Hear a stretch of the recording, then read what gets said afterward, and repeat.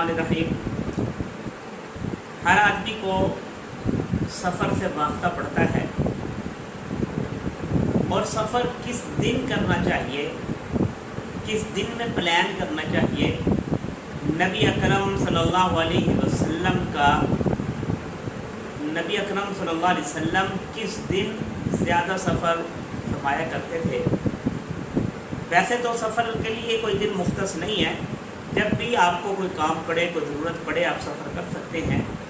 लेकिन हज़रत उबई बिन काब रज़ियल्लाहु ताला अन्हु से एक रिवायत है, वो फरमाते हैं कि नबी अकरम सल्लल्लाहु अलैहि वसल्लम अक्सर और बेशतर जो सफ़र फरमाया करते थे, सफ़र के लिए जुमेरात का दिन का इंतखाब फरमाया करते थे। यानी आप सल्लल्लाहु अलैहि वसल्लम अक्सर और बेहतर जो सफ़र फरमाया करते थे वो जुमेरात के दिन फरमाया करते थे।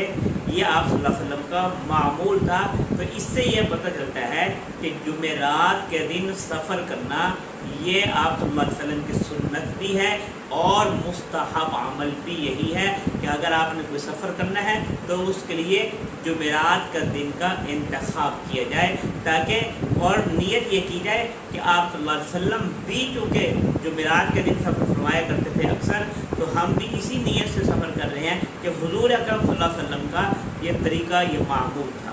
तो हमें सफ़र तो हमने करना ही है, अपनी ज़रूरत भी पूरी हो जाएगी और आप सल्लल्लाहु अलैहि वसल्लम की एक सुन्नत भी ज़िंदा होगी।